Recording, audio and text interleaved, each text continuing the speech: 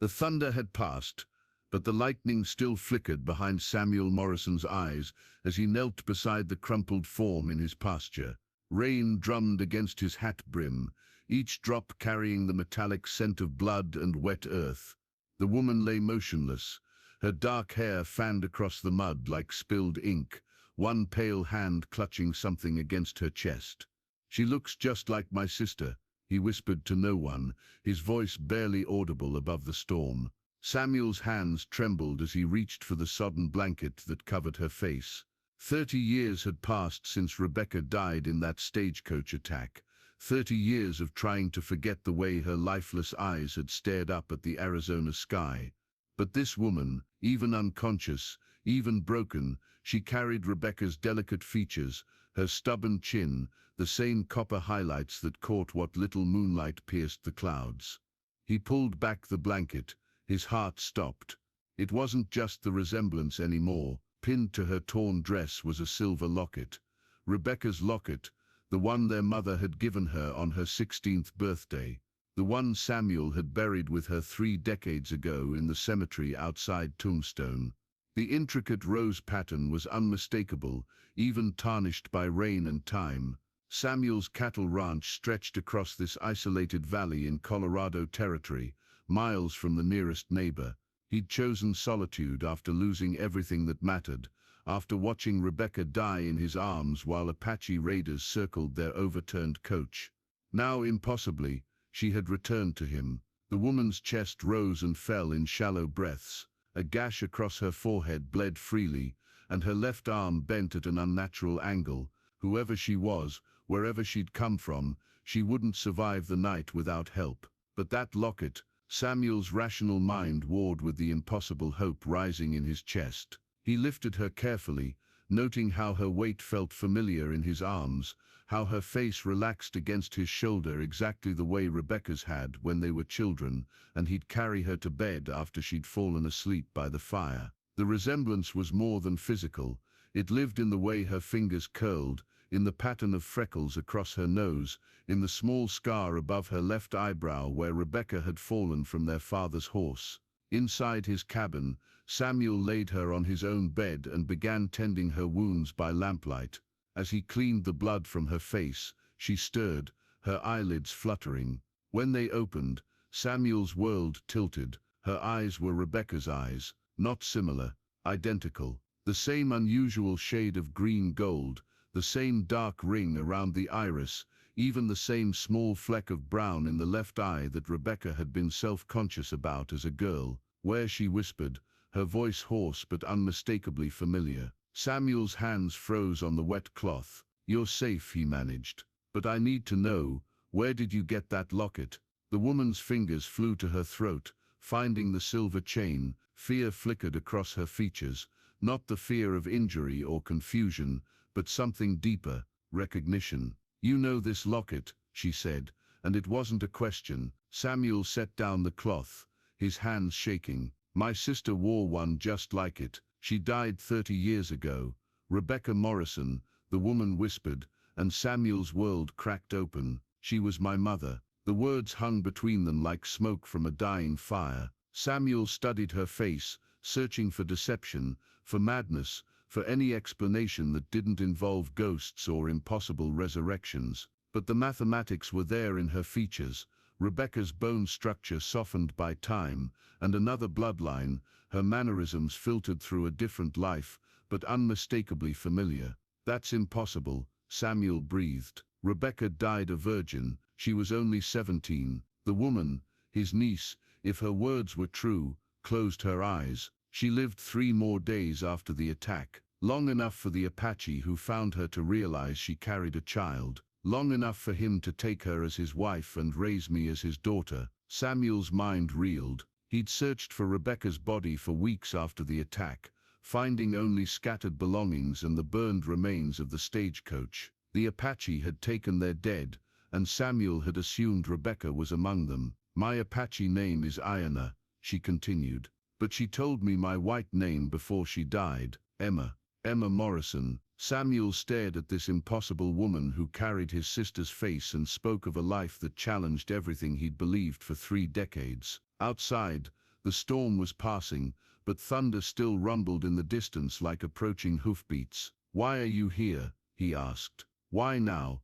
Emma's expression darkened. "Because they killed my husband, because they burned our village, because I'm the last one who knows the truth about what really happened to your sister, and there are men who would kill to keep that secret buried." Before Samuel could respond, the sound he'd been dreading cut through the night air, horses approaching at full gallop, multiple riders, moving fast despite the treacherous mud. He moved to the window, peering through a gap in the curtains. 6 men sat their horses in his yard, their faces hidden beneath hat brims, but their intentions clear in the way they positioned themselves around his cabin. Samuel recognized the lead rider's silhouette, Marshal Jake Carver, a man who'd made his reputation hunting Apache raiders and asking questions later. "They followed me," Emma whispered from the bed, struggling to sit up. "They've been hunting me for weeks." Samuel's hand moved instinctively to the rifle above his mantle. "What do they want?" "The same thing you want," Emma said, her voice growing stronger despite her injuries. "The truth about Rebecca. But they want it buried, and they'll kill us both to make sure it stays that way." The marshal's voice boomed across the yard. "Morrison, we know you're harboring a fugitive. Send out the Apache woman, and nobody has to get hurt." Samuel's fingers tightened on his rifle as he watched the riders spread out in a practiced formation. Marshal Carver remained directly in front of the cabin, while his men positioned themselves to cover every possible escape route.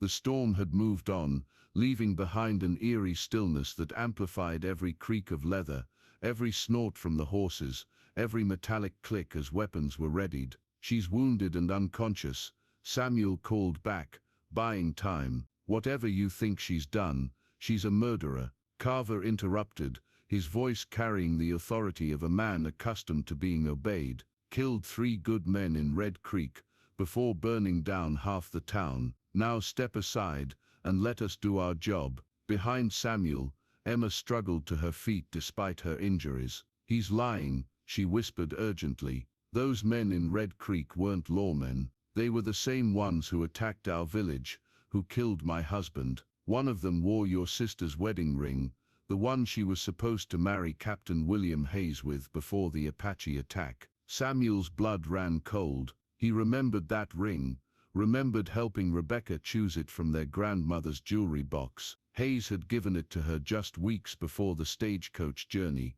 that was supposed to take her to their wedding in Santa Fe. "Hayes is still alive?" Samuel asked, pieces of a decades-old puzzle beginning to form a terrible picture. Emma nodded grimly. "Very much alive, and very rich from selling weapons to both sides of the Apache conflicts. The attack on your sister's stagecoach wasn't random, it was planned. Hayes needed Rebecca dead before she could expose what she'd discovered about his gun-running operation." Through the window, Samuel saw Carver dismount and gesture to his men. 2 of them began circling toward the back of the cabin, while another moved toward the barn. Professional killers masquerading as lawmen, just like Emma had warned. "Morrison," Carver shouted again, "you've got 1 minute to send her out, or we're coming in after her." Samuel's mind raced through his options. 6 armed men against 1 injured woman, and a rancher who hadn't fired a shot in anger since the war. The cabin offered some protection, but not much. His nearest neighbor was 15 miles away, and even if someone heard gunfire, help would arrive too late. Emma appeared beside him, moving with surprising steadiness despite her broken arm. She'd fashioned a sling from torn bedsheets, and somehow managed to reload his spare pistol with her good hand. "There's something else you need to know," she said quietly. "The reason they want me dead isn't just because of what I witnessed in Red Creek. It's because of what Rebecca told me before she died, what she made me promise to remember." "What promise?" Emma's eyes met his, and Samuel saw Rebecca's determination burning there, the same fierce stubbornness that had gotten his sister into trouble more times than he could count. "She told me where Hayes buried the evidence, documents, witness statements, even a confession letter he wrote, but never sent. Everything needed to expose the entire gun-running network that's been feeding weapons to hostile tribes for 30 years. Outside, Samuel heard the distinctive sound of men taking positions, the soft scuff of boots on wet earth, the whisper of metal clearing leather holsters. Carver's patience was running out. 30 seconds, Morrison. Samuel looked at Emma. This impossible gift from his dead sister, this living link to a truth that powerful men would kill to keep buried. Through the window, he could see Carver's hand resting on his pistol grip, could see the cold calculation in the marshal's eyes. Where? Samuel asked simply. Emma smiled, and for a moment she looked exactly like Rebecca had on Christmas morning, when she was 10 years old and bursting with a secret she could barely contain. Under the floorboards of the old mission church in Tombstone, she whispered, right beneath the altar where Rebecca and Hayes were supposed to be married. Time stretched like pulled taffy as Samuel absorbed the magnitude of what Emma had revealed. Outside, he could hear Carver's men moving into final positions, their boots squelching in the mud as they surrounded the cabin. But inside, in the golden circle of lamplight, Samuel found himself looking at his sister's daughter, and seeing 30 years of loss transformed into something resembling hope. Emma reached into her torn dress with her good hand and pulled out a small leather pouch, water-stained and carefully wrapped. Rebecca made me promise to give this to her brother if I ever found him, she said, pressing it into Samuel's palm. She said you'd understand what it meant. Samuel's fingers trembled as he unwrapped the leather. Inside was a small wooden horse, crudely carved and worn smooth by decades of handling. He'd made it for Rebecca's 8th birthday, whittling it during long winter nights when their parents thought they were asleep. It was the first gift he'd ever crafted with his own hands,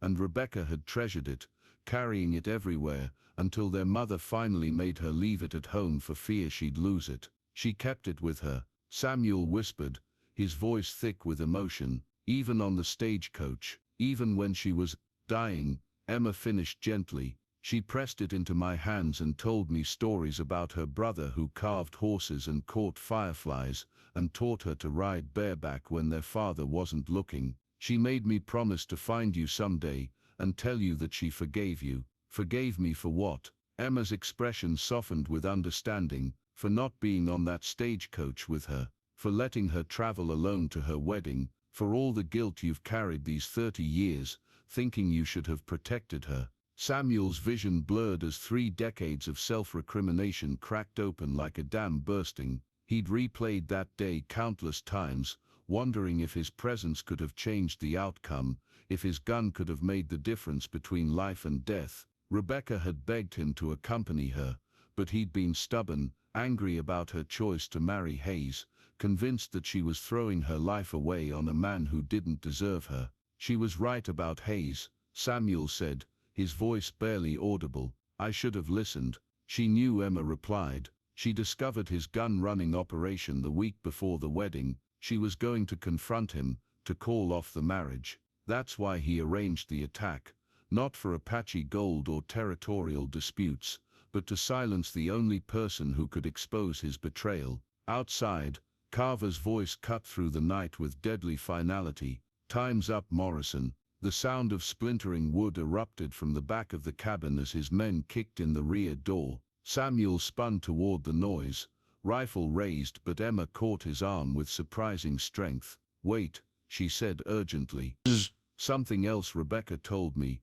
Something about a hiding place she showed you when you were children. Samuel's mind raced back through memory, searching for the detail that might save their lives. Then it came to him, the root cellar beneath the cabin's floorboards, the secret space where they'd hidden as children during Apache raids. Rebecca had been the one to discover the loose planks that concealed the narrow tunnel leading to the hidden cave behind the cabin.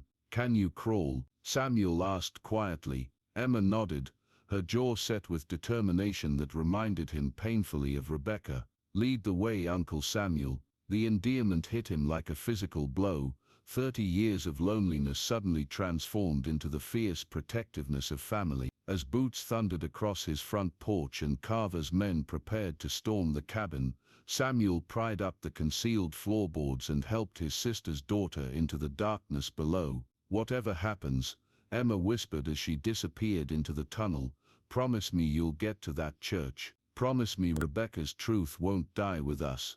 Samuel looked down at the wooden horse in his palm, feeling his sister's love flowing across the decades, and made the only promise that mattered: "I swear it on her memory."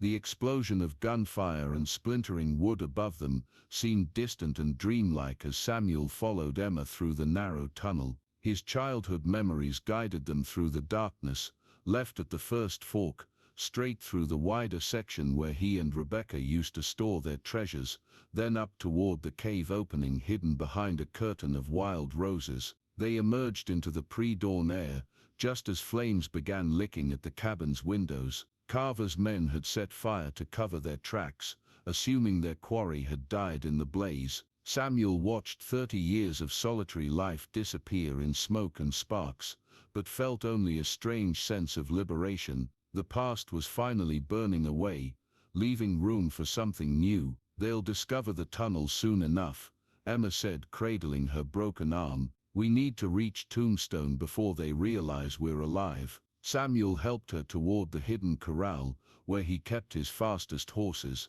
"That's 3 days hard riding, and you're in no condition to—" "I'm Rebecca Morrison's daughter," Emma interrupted with a fierce smile that took 40 years off Samuel's heart. "I can ride." The journey to Tombstone became a race against death and deception. They pushed their horses mercilessly across high desert and rocky arroyos, staying ahead of Carver's pursuit by following trails that Samuel and Rebecca had explored as children. Emma proved her Apache upbringing by reading signs in broken twigs and disturbed earth, guiding them around ambush points and toward water sources that kept them alive. On the second night, as they sheltered in a cave Rebecca had shown him decades ago, Emma told Samuel the full story of her mother's final days. How the Apache warrior Running Wolf had found Rebecca barely alive and recognized something pure in her spirit. How he'd claimed her as his wife to protect her from those who would have used her as a slave.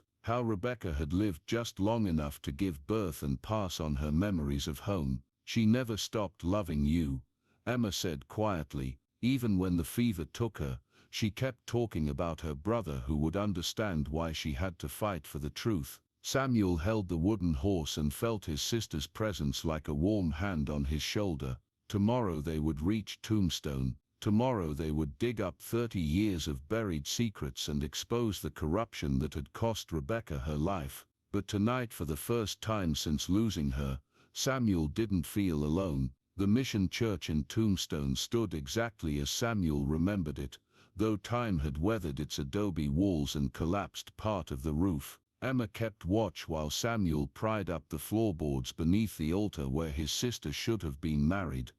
His hands found the oilcloth package exactly where Emma had promised, and inside were documents that would hang Hayes and his entire network of corrupt officials and weapons dealers. Marshal Carver arrived with his men just as Samuel and Emma emerged from the church, but they weren't alone. Samuel had sent word ahead through old friends, and half the territorial government waited in the square, drawn by evidence too compelling to ignore. The documents told everything: Hayes' confession, witness statements, even financial records showing how Apache conflicts had been deliberately prolonged to maintain profitable weapons sales to both sides. Hayes himself appeared as the sun reached its zenith, his face gray with the knowledge that his 30-year secret had finally escaped its grave. He looked at Emma with recognition and terror, seeing Rebecca's accusing eyes in her daughter's face. "She haunts me," he whispered as territorial marshals placed him in chains.